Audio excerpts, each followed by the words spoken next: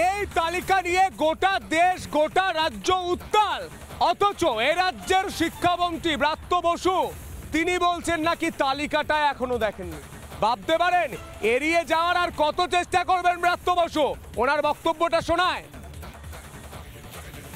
গতকালকে এসএসসি যে লিস্ট বের করেছে তাতে দেখা যাচ্ছে শাসক দলের নেতা থেকে শুরু করে বিধায়ক তাদের ঘনিষ্ঠরা আত্মীয়রা তারা অযোগ্যদের তালিকা।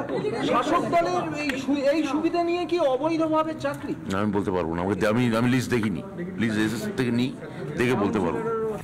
আর এই বিষয় নিয়ে রাজ্যের বিরোধী দলনেতা শুভেন্দু অধিকারী তিনি ঠিক কি বলেছেন, এই বক্তব্য শোনার পর ব্রাত্য বসু যেভাবে এড়িয়ে গেছেন সেই বক্তব্য শোনার পর শুভেন্দু কি বলছেন শুনবো।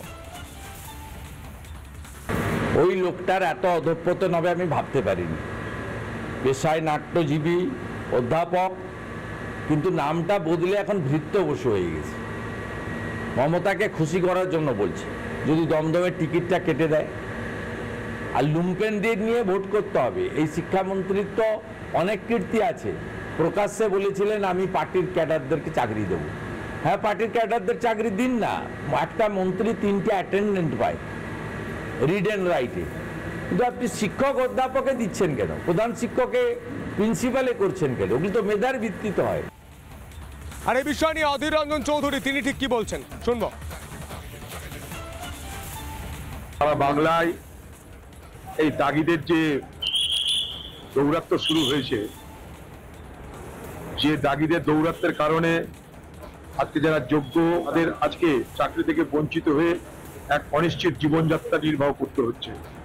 এই দাগিদের সরকার, দাগিদের নেতাদের তাদের হাতে এই বাংলার ভবিষ্যৎ যে ধ্বংস হতে চলেছে এটা তার একটা ছোট প্রমাণ। দাগিদের বাঁচাতে দরবার করছে তৃণমূল, দাগিদের জন্য দরবার করছে বাংলার মুখ্যমন্ত্রী এবং তার দল। এসএসসির প্রকাশিত তালিকায় তৃণমূলদের ছড়াছড়ি, তৃণমূলের দলীয় তালিকা নাকি দাগি তালিকা বোঝা দায়। তালিকার নাম বিধায়কের পুত্রবধূর, বিধায়কের মেয়ের নাম একাধিক তৃণমূল নেতা কাউন্সিলরের। দাগি তালিকায় প্রাক্তন জেলা পরিষদের কর্মাধ্যক্ষ। এসএসসির তালিকায় তৃণমূল আর তৃণমূলদের বাঁচাতেই তালিকা প্রকাশ্যে গড়িমসি এসএসসি। নিজেদের ঘর গোছাতে গিয়ে যোগ্যদের বিড়ম্বনায় ফেলেছে এই রাজ্য সরকার।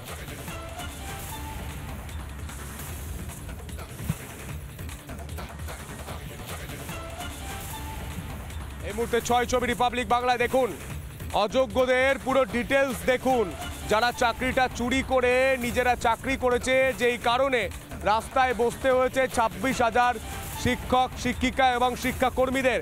চাকরি প্রার্থীরা দিনের পর দিন অনশন করে গিয়েছেন, আন্দোলন করে গিয়েছেন এই তৃণমূল নেতা মন্ত্রীদের বৌমাদের জন্য, এই তৃণমূল নেতা মন্ত্রীদের মেয়েদের জন্য। অঙ্কিতা অধিকারীর নাম মনে রয়েছে? অঙ্কিতা অধিকারী পরেশ অধিকারীর মেয়ে, তৃণমূলের বিধায়ক ছিলেন, এমনকি শিক্ষা প্রতিমন্ত্রী ছিলেন এই অঙ্কিতা অধিকারীর বাবা পরেশ অধিকারী শিক্ষা প্রতিমন্ত্রী ছিলেন এবং তার মেয়ে চাকরি চুরি করে চাকরি করেছে। দাগি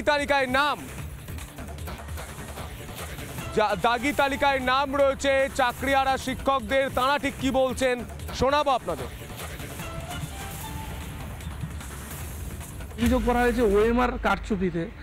খুব অবাক হয়ে গেছি, এখনো আমার ওএমআরটাই প্রকাশ হয়। সুপ্রিম কোর্টের 3 তারিখের ভার্ডিক্টে পরিষ্কার বলে দিয়েছিল স্পেসিফাইড টেন্টেড যারা তারা পরীক্ষায় অংশগ্রহণ করতে পারবেন না, এবং স্পেসিফাইড টেন্টেডের লিস্ট 26 নম্বর প্যারায় 3 তারিখের অর্ডারের 3 এপ্রিল 2025-এর যে ভার্ডিক্ট সেখানে পরিষ্কার বলে দিয়েছিল 1212 এই সংখ্যাটা স্পেসিফাইড টেন্টেড।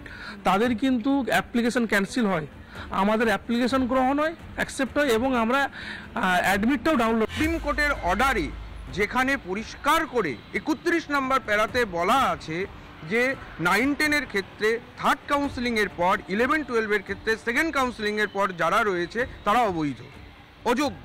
তাহলে সেইটার এসএসসি তাদেরকে অযোগ্যের লিস্টে না রেখে তাদেরকে যোগ্য বানিয়ে দিল, সেটা কিন্তু সুপ্রিম কোর্টেরই অর্ডার। আর আমাদের ক্ষেত্রে কোথাও টেন্টেড হিসাবে চিহ্নিত না করা সত্ত্বেও আমাদেরকে অযোগ্য বানিয়ে দিল এসএসসি। এসএসসির এই যে দ্বিচারিতা, এটা কিসের জন্য? সত্যিকারের সেগ্রিগেশন করা যেত তাহলে কি 26,000 সবার চাকরিটা চলে যেত? তাহলে আজকে টেন্টেড আনটেন্টেডের তো জায়গাটা ক্লিয়ার যদি করা যায়, তাহলে আনটেন্টেডদের কি চাকরি পুনরায় সুরক্ষিত থাকবে? নানা ধরনের কন্টেন্ট দেখার জন্য লাইক করুন, শেয়ার করুন আমাদের ফেসবুক পেজ, সাবস্ক্রাইব করুন আমাদের ইউটিউব চ্যানেল। পাশাপাশি অন্যান্য ব্রেকিং নিউজের জন্য অবশ্যই চোখ রাখুন রিপাবলিক বাংলায়।